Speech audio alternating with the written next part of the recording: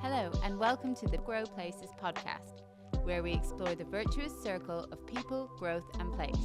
Brought to you by Grow Places and hosted by our founder, Tom Larsson. John, thanks very much for joining me today on the pleasure. Grow Places podcast. How are you?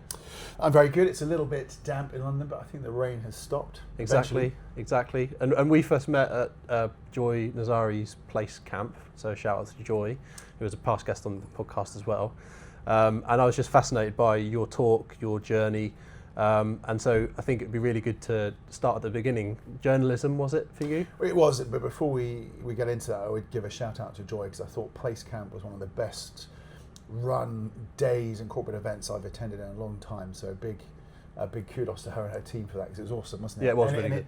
It introduced people like you and I because there was a nice collegiate atmosphere to it, which was and what I really enjoy being in the real estate industry is not hearing from real estate people. With all respect to real estate people, it's nice to hear from people who are peripheral or associated with it. And I think she curated a really nice mix for that. So it'd be good to hear about your journey, your place in real estate, how you see yourself as well. So I'll try and give you the short version, but in essence, I started as a journalist, trained as a journalist with Trinity Mirror, so the Mirror training scheme. And within the realms of that, I attended, probably 500, 600 planning meetings back in the day, as you do when you're a trainee journalist.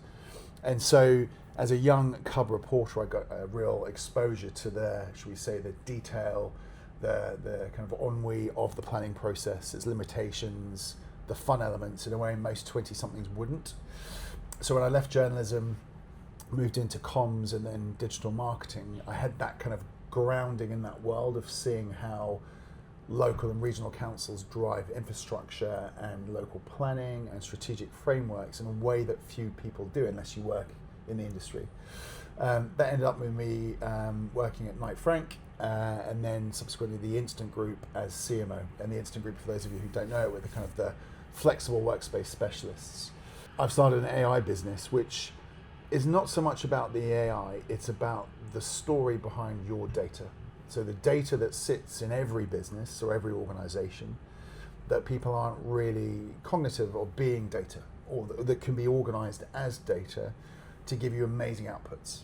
And that's when you can unlock the power of AI on a proprietary basis, is to think, right, what amounts to our business, what data sits within it, or what can we add into our data structure, and then apply AI to drive some really interesting results.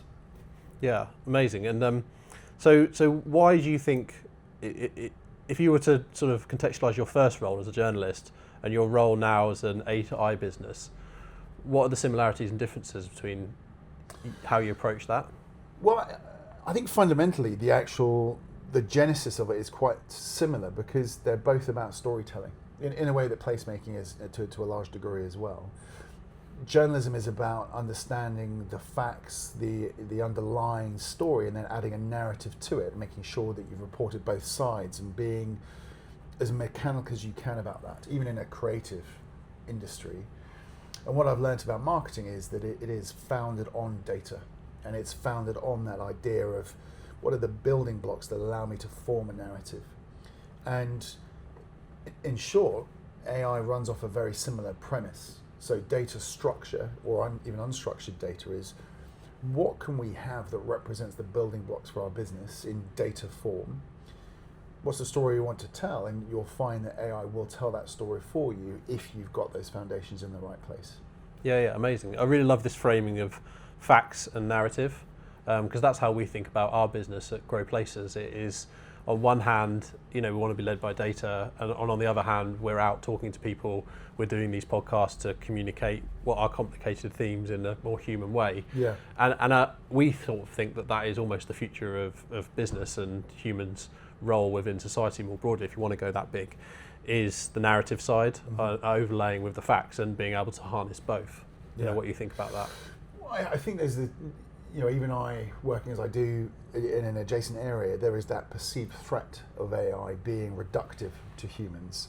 And that is slightly inevitable. I think even thinking back to the internet before, or computers before that, there is that reductive threat that this will remove the need for us. But what I'm seeing is just more and more use cases for bringing humanity into business problems and removing the more robotic elements of our roles. So to give you an example, analysts focusing on the gathering of data and the sorting of data, that kind of role or that function, that is going to be removed because the AI will do that for us. But you need to have in your mind, the analyst needs to have in their mind that kind of narrative, right, where do I need to pull in data? Is it accurate? What do I apply to it to create a better whole, in short? And to your point around the development world, that's a similar story, I would argue. It's that the rigmarole will be removed, leaving you to think strategically and creatively. And strategically and creatively, not just about things like marketing materials, vision statements, and so on, but what can we bring in to really stand this scheme up? Where can we drive margin? You'll think much more laterally about those things and then apply AI to those problems to add to it and add volume. Yeah, no, absolutely. And we think about, as you say, if you can remove some of that administrative work, we have more time to spend visiting places or thinking about places or talking to communities, and as you say, doing the human bit of the process in a better way, and then sort of feeding those inputs back into the company brain, however you want to call that, which is part human, which is part digital. And I think that's really enriching and really optimistic, I must admit. I very much sit on the optimistic side of what this transition is bringing forward. But with it, just to interject for a second, that's one use case I find really fascinating and fun around the use of AI, is if you're talking to people to take expert views, that would have been something you'd have to spend a long time note-taking, synthesizing, reproducing. And I think what we have now is the fact that you can record everything, you can transcribe it, you can then introduce elements of automation if you store that information the right way, and if you add context to it. And we can come to that later in our chat. But those unstructured conversations can sometimes now become very structured data points to prove business cases, to compare side by side, if you break them down into their constituent parts. So in a simple discussion with a local stakeholder, you take a view, you want to compare it to other views to give you a scientific reasoned approach. AI will do that really well, but you as the human need to add context and understanding so they become comparable. Yeah. Does that make sense? Yeah, totally. And I think back, as a journalist, in some sense, those facts, you're capturing real world, real time data, aren't you, in some respects? And then you're telling a story about that. And I do think we can be really optimistic about the inputs to this process, the amount of data that we haven't even scratched the surface on what data we can harness, whether it's real world data or biological data, emotional data. I just think there's a huge amount more we can learn about ourselves and the places we operate in. And so I wonder, sort of on that journey, where you think we are in terms of today, with obviously LLMs and diffusion models essentially as the two primary aspects of AI, and how do you shape that in your work today and maybe looking forward, because there is also an element of how do we go from 0 to 1, isn't there, in all of this? Like, what steps do we need to take today? There's a lot to in get that question, there. Tom. Sorry, often there are. My questions are often very rambling and big picture. You can pick up on whatever aspect you want. I'll try and answer the first bit first. So what constitutes data? And that is a conceptual leap I think most businesses need to take. And I don't want to be overly damning of real estate or commercial property in particular, but there is a sense that data is organized and structured and sits in Excel or databases, and it is something you'd identify as looking at feeling like data. You allude to a more interesting point, that is actually there is so many different sources of data, and it's how you apply a methodology to them.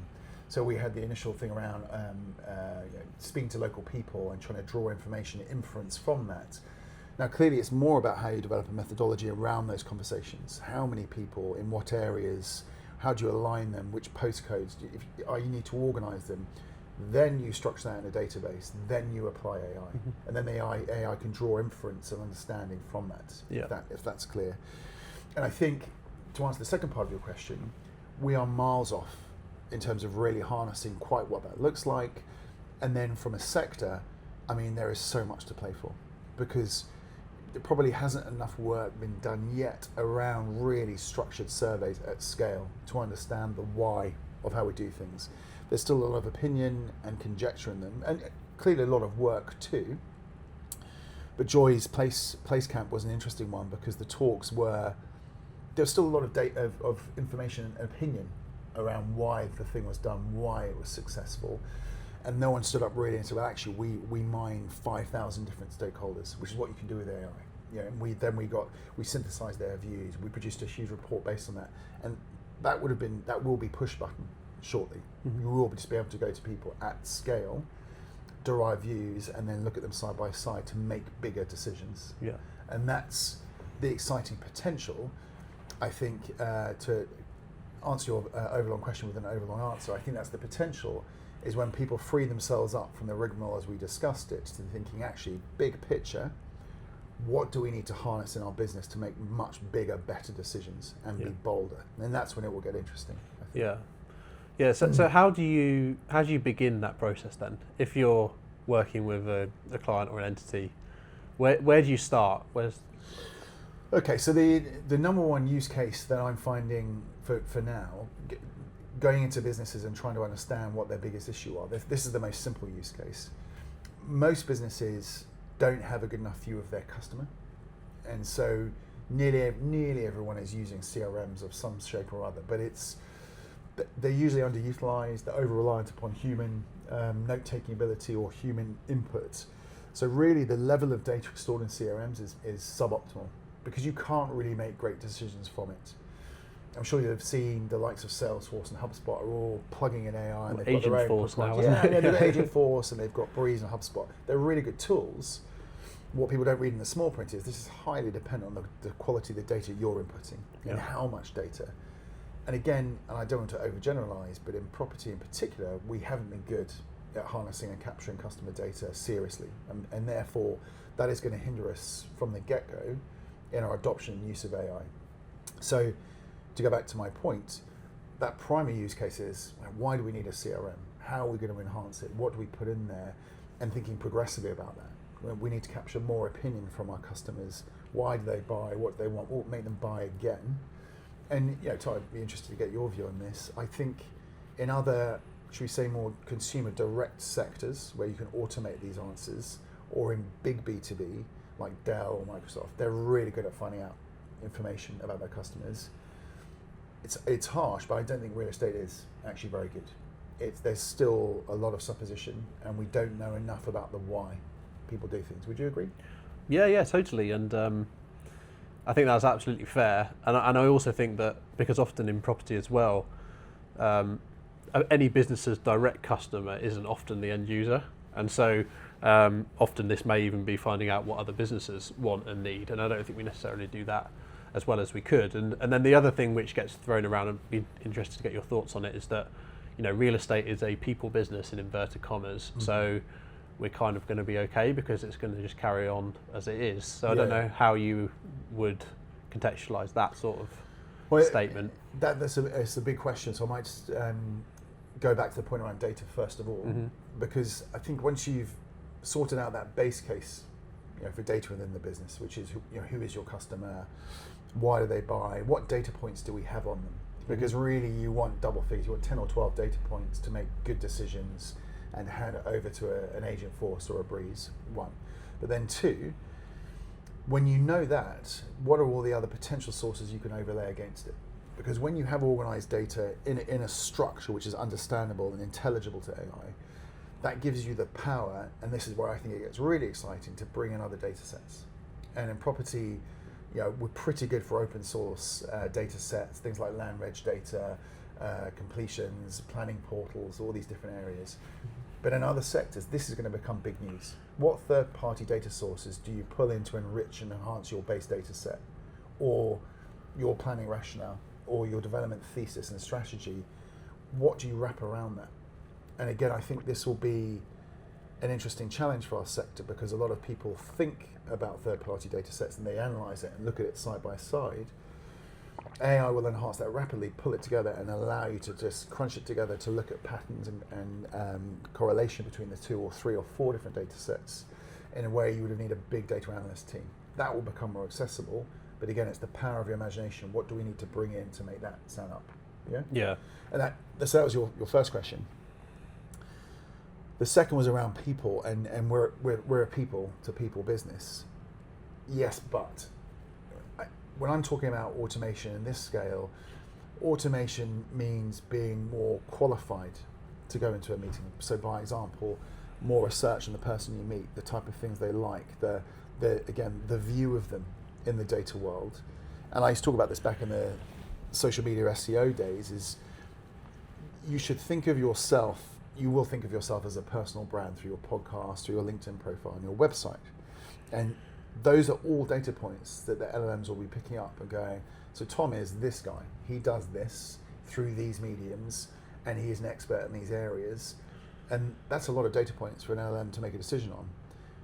Someone who isn't Tom, who hasn't updated their LinkedIn, doesn't do much on LinkedIn, doesn't have much profile, where is the LLM basing decisions on you, right? So it's a simple kind of what data source do they pull from you?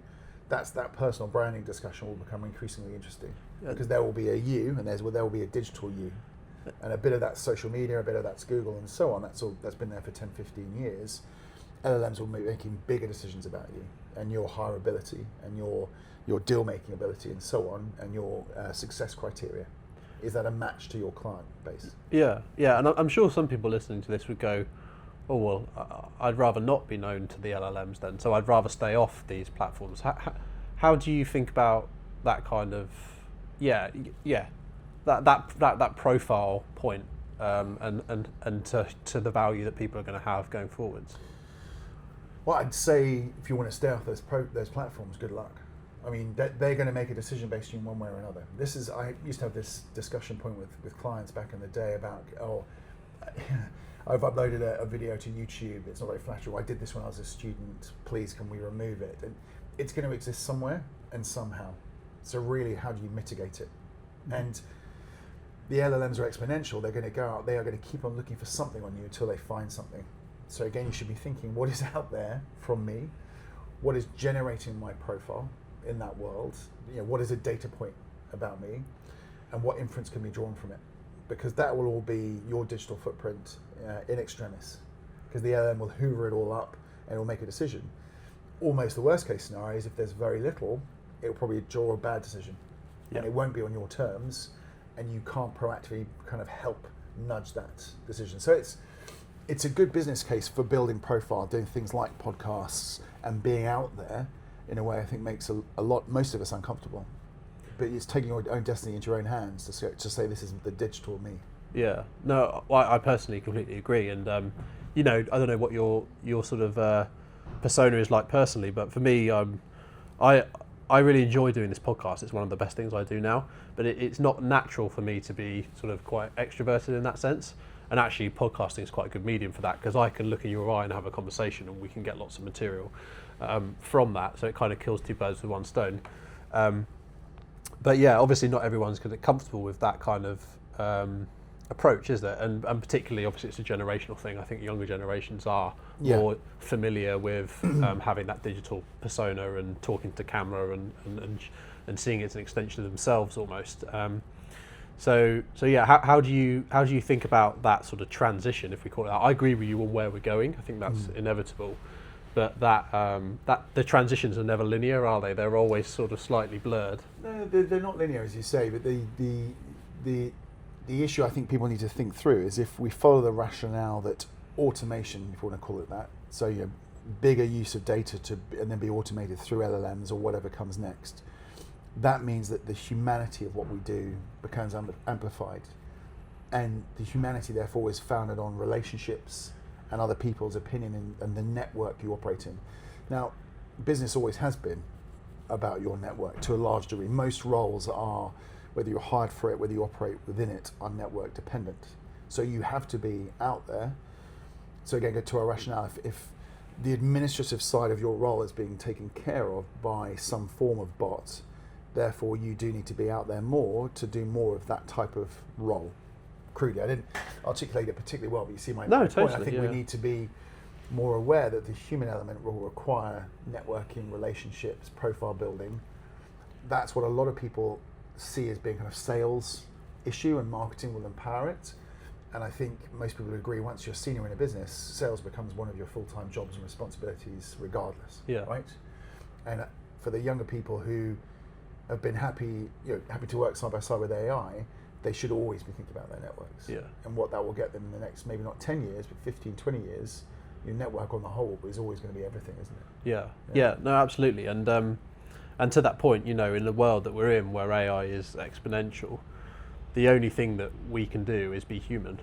Yeah. And actually, in that, we should lean into our humanity. And that's what we try to do as a business.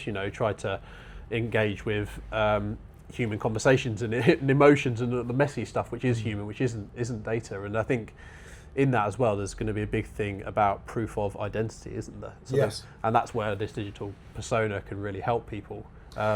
Digital clones and avatars and other things that may look to imitate people's. Which is terrifying. So I was having a conversation with the guys at EG about this, and saying that maybe the only way to prove that it's not a bot is if you're in the meeting room. So suddenly face-to-face meetings there's a high premium attached to them as validity or validation that you are that person who says you are with that criteria and that experience. But to the point you raise around data points and human interaction, so that's at the heart of what I'm trying to do in my business, is actually I think that sales, that process of networking and discussion, does become data points. Yeah. So we're hoovering up and harvesting data via emails, phone calls, PowerPoints, and so on, because they're all the largest part of the sales journey. Yeah. Right? And sales journey is usually trackable to a certain degree, but when you pour it into that world of interaction, you lose track of it, and you hope it surfaces in a CRM, right? What I now know for the power of the AI and data application is that messy world of meetings and emails and back and forths becomes trackable and understandable. And once you've had a degree of human intervention to explain what good is in that context, and more importantly what bad is, the AI can make at scale dive into those different data points and start to give you a view to say, well, actually, of this many conversations, X number are useful, X number could be optimized. And it's taking a big data view, hopefully, of all those seemingly innocent or happenstance conversations. They could be holding an opportunity to cross-sell, or they could have been an opportunity to express a proposition, or look for your next role.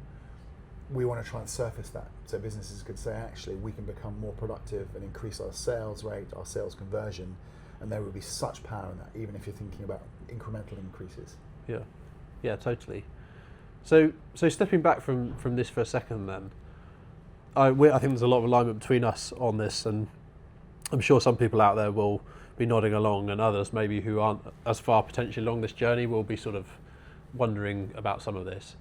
But what do you think? What do you think bringing this back to the physical world, back to cities? What do you think this is going to have as an effect on cities in terms of how people interact, how people work, how people live?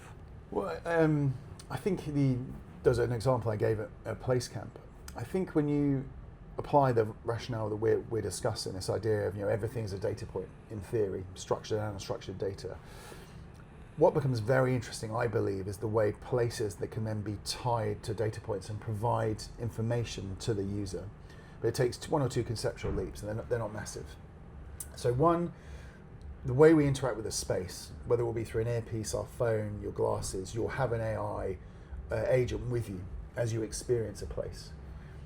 And if that agent can draw data from the area around you, which it will, because the agent you'll enter on a geo basis, enter an area, different data points for that geo area will start discussing things with you.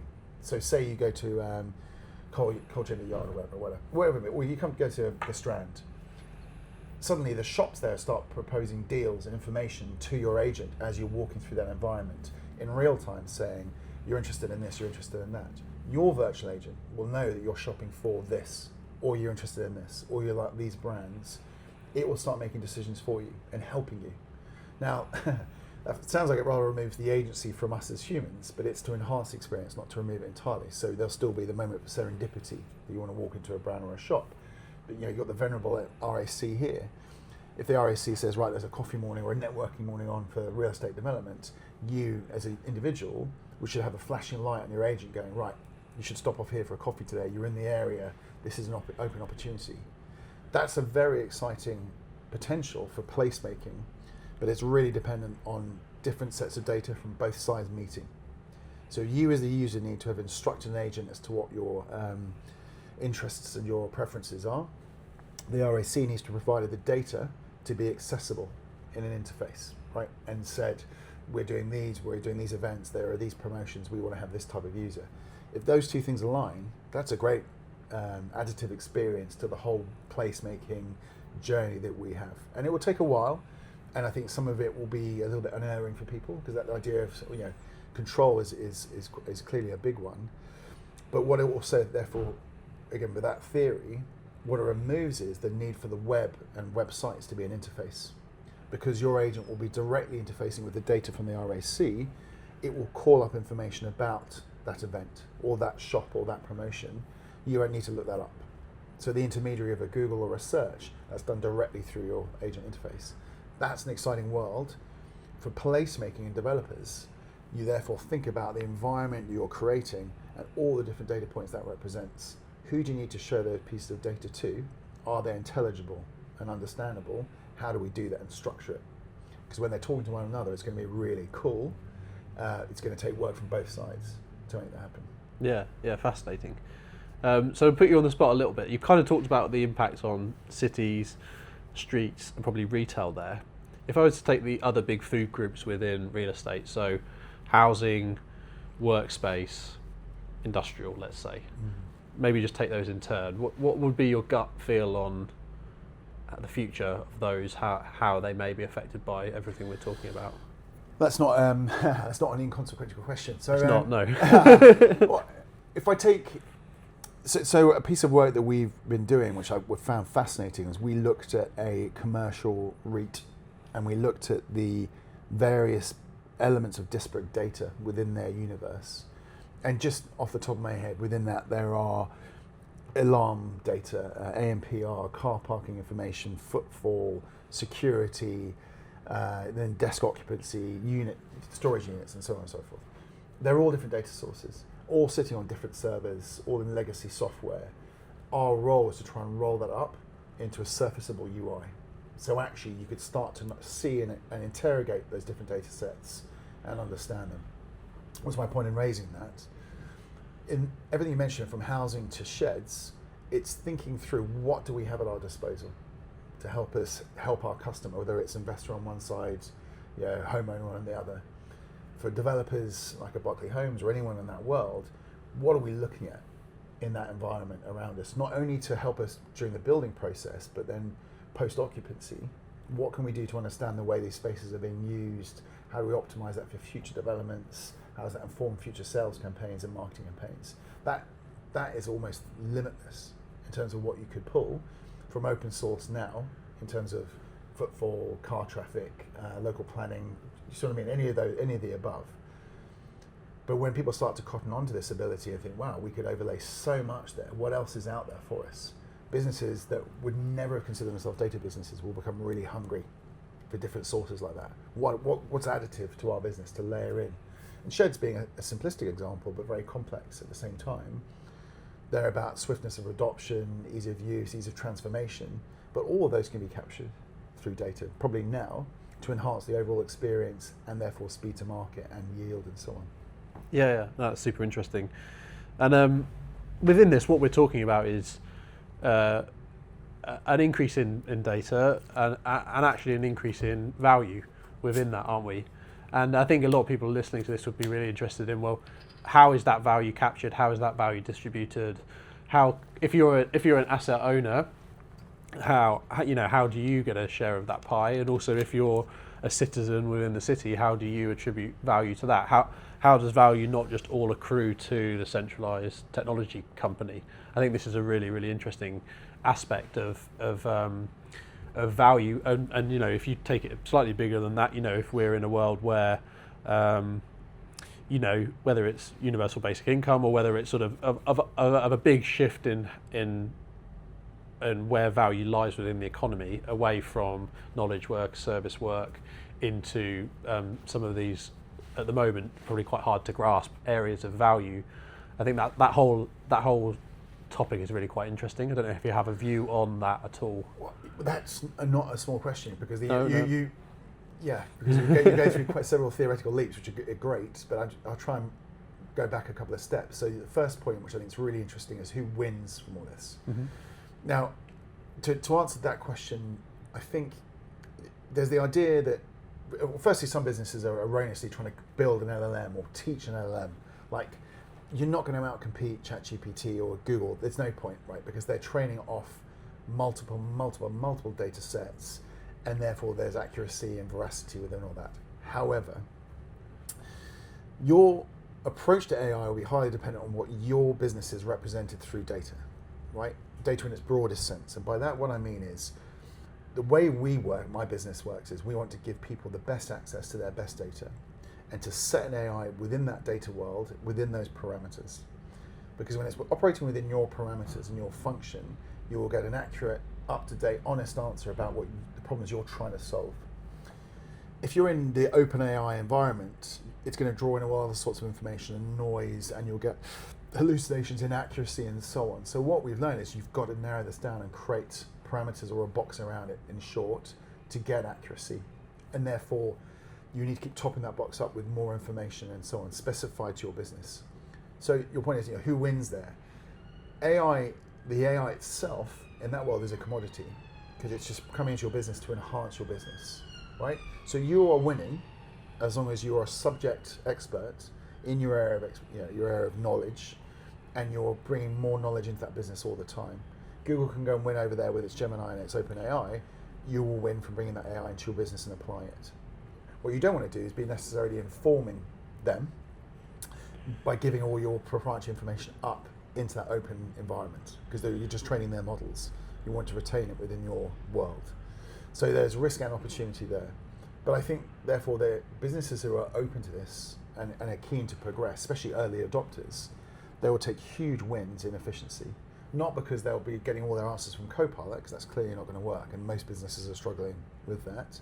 It's for those guys who structure their business in a way that can be understandable to AI in a private, risk-free way. Yeah? In terms of the bigger leaps there for to society, which is a very big topic, I wouldn't like to presuppose, because I, like you, I've watched Terminator too many times. It feels like there's too much risk around a lot of this. However, the AI that we're all aware of now is progressive, and it is based on a version of our truth. It's not learning per se. It is not capable of independent thought per se yet. And maybe Sam Altman's got that up his sleeve. I'm sure that's what they're heading towards. For us, it is a tool to sort through our existing data and enhance it and try and make it better if we guide it in the right way. Mm-hmm. That, for me, doesn't pose a great risk, but a huge opportunity. It's some way off that idea of universal basic income, where suddenly we're all freed up to have loads of leisure time. I think it will ultimately create more interesting work, and I feel quite optimistic. But I do feel there will definitely be some short-term pain as industries recalibrate around that. And that, because of that, some administrative jobs go, research jobs, entry-level jobs go, some senior-level jobs go, because you just don't need as many people to do the same thing they did before. But you will need that experience. You will need to enhance data, and you want to be creative. So there's opportunity there as well. Yeah, no, totally. And I think on the value side, again, a lot of this is speculation, and I think there is an opportunity for if you think about all of the data sources that will come from people being in buildings, for example, that the owner of that building, instead of just charging rent, could actually kind of draw some sources of value from, that maybe over time that they could supplement the rent, or even they can drop the rent because the value is actually in all of these other data sources. And then on the individual level, in the same way that if something's free, you're the product, is the saying, isn't it? But if we're going into a world where your biological data on your Fitbit, or the way that you experience a space, or the way that you shop, and as you mentioned, your AI is integrating with the world, there is a two-way value proposition there. One is that you're getting value from the AI, and the other is that you as an individual are giving value to the AI. And how can that actually accrue to some form of, whether it's financial value or whether it's coupons or tokens or whatever it might be. I think that is a really empowering version actually of this, is that the AI is in symbiosis with us, and actually the better the AI gets at drawing more sources of data, the more that humans and owners and other people can contribute that data and seek some form of reward from it. Yeah, absolutely. But then in the built environment, putting a question to you, are we good enough? Whether it's, you mentioned resi to commercial, built to rent, sheds, are we good enough at really having the data points to understand why our customers do what they do? Regardless of the type of customer, could be an investor, could be an end user, could be a company buying into a shed or taking a lease. Why are they doing that? How does it perform for them when they get it? Now, I haven't seen enough evidence. I know there's people out there trying to solve this, but is there enough data collation points and then enough integrity and honesty about that to really inform decisions? I would challenge that. Oh, totally. I don't think we're anywhere near what we're talking about. No, nowhere miles near. off. Yeah. And when you compare it, it's clearly a lot easier in the SaaS world or whatever those businesses, technology businesses are selling. They get a lot more because the data points are accessible to them, because of the way we interact and download SaaS and then play with it. They're all trackable, like using a website. In this world, that will become increasingly trackable. But the industry still hasn't got anywhere near solving that. Internet of Things was supposed to be something that moved towards that. Turns out the data points are hard to collate, difficult to implement, expensive, and then ultimately it's not being used very well, right? Even though the potential is there. So we have hurdles to cross before that becomes meaningful. But if the rate of change is such in the other sectors and other parts of society, surely built environment will have to accelerate to keep up, purely because everyone else will be making such database decision making, whether it's through their agent or whatever it is, that built environment we've got to stop and solve for this. Yeah. And that's the exciting point of some nascent discussions I'm having with real estate businesses, is to start trying to solve that. Yeah. No, I think that's really, really interesting. And also, but there is a counter to that is always that, the built environment is often just the backdrop, and actually learnings from technology evolution in the past is that actually trying to integrate fast moving technology into slow moving assets isn't always the right approach. The very basic example is the plug socket that had the USB-A in, and now everyone's got USB-C, and that's a very minute example. But I think there's something in that, isn't there, to the extent that how much do the physical world actually need to become smart versus it just being the backdrop to very smart things that happen, within it. Almost regardless. But then the example I would use, because I've always been mildly cynical, is the building website. Right. Yeah. So nearly every big building has now a website or some kind of digital interactive platform, and quite a lot of BTRs now have those two things as well, right? But the actual user count is small. Yeah. The actual ways that you harvest tasks through that, or the way you glean information, is going to be poor. Therefore, as a result, because it's not additive to the whole experience, you're not deriving much from it as a user. You may have to log in or get a QR code, maybe get a free lunch or something. But I haven't seen any data to suggest that people are really using them and they really get utility from them, and that the person who's provided the website gets much utility or data from them. So that's the kind of journey the sector will have to be on if it's going to match this challenge of us all using virtual agents and therefore wanting to interrogate a building experience through a virtual agent. That the building like this one here will have to provide data points on occupancy, on ease of accessibility. Is the traffic bad here today? All those different things. My agent will be trying to solve that, and therefore it'll be reliant on the building and the building owner therefore providing the data. Yeah. And that will become. I think that will become a choice to say, well, actually, I didn't know if there was a desk or a meeting room available here. I'm not going to sign up today. I'll go to that other building over there, and then that will become more of a consumer decision in due course. Yeah. Super, super interesting, and I could literally carry on down this rabbit hole with you all day.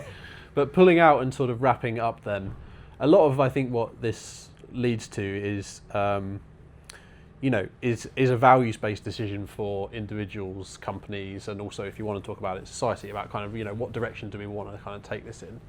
And I think we do have a lot of agency within that, and I think I'm very optimistic about the future. But if you would just maybe to sort of leave the listeners with something around that, about kind of the actions maybe that we can take day to day on a personal level to really A, get the benefit from this, but B, kind of shape it in a way that we think is positive for the future. Wow. That's a question I should have prepped for. I think so a lot of the kind of status quo advice around an AI-enabled future is think about repetitive tasks that you have, and that can be easily automated. Therefore, because they're in essence robotic and process-driven, and you can map them on a workflow. And I wouldn't challenge that because it's true, and you can do that, and that's a simple use case for now. But I'd actually go a step further and say, well, think about the things which aren't robotic, which are creative and exciting but difficult. Therefore, what are you going to pull into that environment? Whether it's your own GPT when you log in, whether it's using Claude, but what are all the things around you that you can use to build up a portfolio or a picture of you, your role, how you excel in that role, but how you're going to make it better? Because suddenly you have it now, but it's only going to become increasingly so. You'll have the power to enhance what you do through multiple different sources of information. And with information being fully democratized, retaining knowledge won't be the key to professional success. It'll be much more about your ability to synthesize and see through, if I can pull this in and this and pull these strands together, I'll have the mechanical machine-based help to pull this into a shape, and I'll apply my logic and rationale and experience. That's a pretty exciting place, right? So that undermines everything we would have learned back at school and university about retaining knowledge. It becomes much more about expression of thought and thinking. And for anyone who leans into that from a lateral thought, creative thinking point of view, that's really exciting, right? It removes administrative burden in it. It starts to overlay creativity on almost every job. That's got to be an exciting future. What I think is fun for us is how can built environment double down on this now and enjoy it and get ahead of it, because it's a really exciting time. John, thank you very much for your time today. As I said, I could talk to you about this all day, and I'm sure we'll love to have a round two sometime, because it's been a fascinating conversation. Thank you very much. Thanks for having me on. Cheers. Thank you for listening to the Grow Places podcast. For more information, visit growplaces.com and follow us at We Grow Places across all social channels. See you next time.